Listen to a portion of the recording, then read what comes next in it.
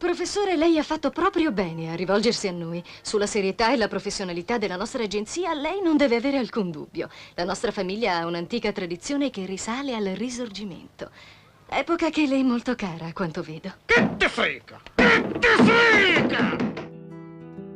Benvenuti e bentornati nella soffitta più intrigante del web, quella dove i vecchi VHS frusciano ancora, le locandine occhieggiano dalle pareti e i ricordi hanno sempre una piega maliziosa. Oggi facciamo un salto indietro nel tempo, precisamente nel coloratissimo 1982, per riscoprire un film che è un vero gioiellino del cinema pop all'italiana. La Gorilla, diretto da Romolo Guerrieri e interpretato da una Lori Del Santo più irresistibile che mai. Sì, avete capito bene, La Gorilla, ma niente pellicce o animali esotici? Qui di selvaggio c'è solo la protagonista, che con quel fisico da cartolina e lo sguardo determinato riesce a mandare al tappeto qualsiasi maschietto, ma anche il buon senso di tanti personaggi assurdi che popolano questa commedia tutta da gustare. Oh, quando vuoi? 1 milione. 1 milione? Sarei buona ma sei pure matta, sa? La protagonista si chiama Ruby, bionda, atletica, formosa, ma soprattutto guardia del corpo. Sì, perché da quando era bambina il suo papà, un ex campione di arti marziali, l'ha addestrata per farla diventare una vera macchina da guerra. Facciamo lo stesso lavoro, in un certo senso. Ha lo stesso lavoro. Che famiglia. Ruby lavora per un'agenzia di sicurezza chiamata Securitas e protegge clienti di ogni tipo. Bambini di famiglie straricche, anziani gioiellieri pieni di manie, playboy in pensione e persino una dama di compagnia di lusso che vuole cambiare vita. Ma quando incontra Adelmo, disegnatore di fumetti, mingherlino, teneramente impacciato, scocca qualcosa. Tra i due nasce subito un'intesa, ma c'è un piccolo dettaglio. Adelmo ha un certo debole per gli scatti un po' osè. Ruby lo scopre per caso e crede che lui la stia tradendo.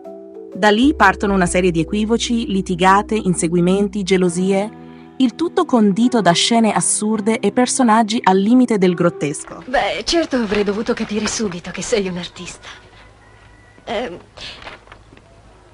Ti aiuto io. Sì, grazie. Ma tranquilli, il finale è di quelli dolci, con una spruzzatina di ironia alla panna montata. Anch'io avrei voluto disegnare, ma poi ho dovuto fare un altro mestiere.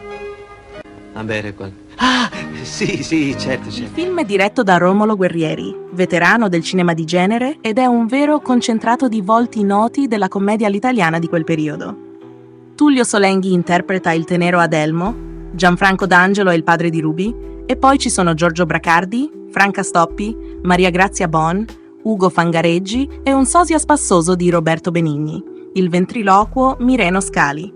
Alcuni di loro interpretano anche doppi ruoli, come in un cabaret cinematografico dove tutto può succedere. Le musiche sono firmate da Fabio Frizzi, uno che di atmosfere sapeva e come, mentre la fotografia è di Roberto Girometti. Il film dura poco più di 100 minuti, è girato a colori in formato panoramico e alcune scene si svolgono tra ville lussuose, parchi romani e ambienti pieni di gusto kitsch. Quando uscì nel 1982, La Gorilla non fu accolta con grandi applausi dalla critica. Anzi, venne tratta con sufficienza, considerata una commedia leggera, tutta basata sulla fisicità della protagonista. Ma oggi, a distanza di oltre 40 anni, il film è diventato una piccola cicca cult per gli appassionati del cinema pop italiano.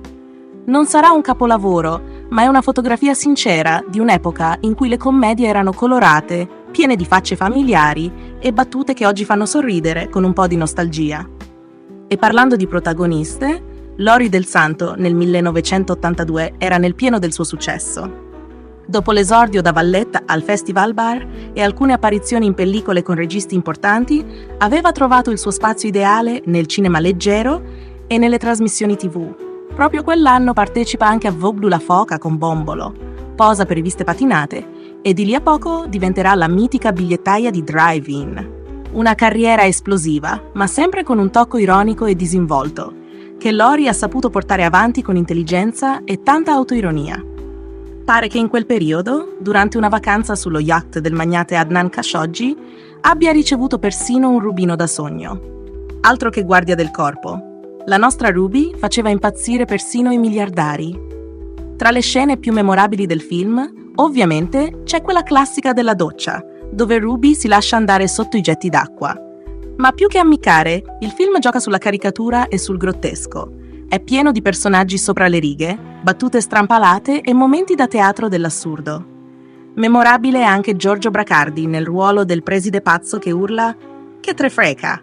in una delle tante scenette comiche che strizzano l'occhio allo stile del gruppo di Arbore. Nonostante le critiche, oggi la Gorilla ha il suo pubblico affezionato. Chi lo guarda lo fa per il gusto del vintage, per rivedere i volti familiari della TV di quegli anni. B. Per perdersi in quell'atmosfera scanzonata e scollata dalle regole del cinema serio. E in fondo, non è proprio questo il bello? Se questo tuffo nel passato vi ha fatto sorridere, allora lasciate subito un bel like al video, iscrivetevi alla soffitta di Pippo e attivate la campanella per non perdervi le prossime puntate. E naturalmente scrivete nei commenti quale attrice, quale film o quale epoca vorreste riscoprire insieme a noi. Avete voglia di un altro film con Lori? O magari vi piacerebbe tornare a parlare delle regine di drive-in? Qui si aprono cassetti pieni di meraviglie e ogni nastro riavvolto è una piccola magia. Alla prossima e ricordate, certe risate non passano mai di moda.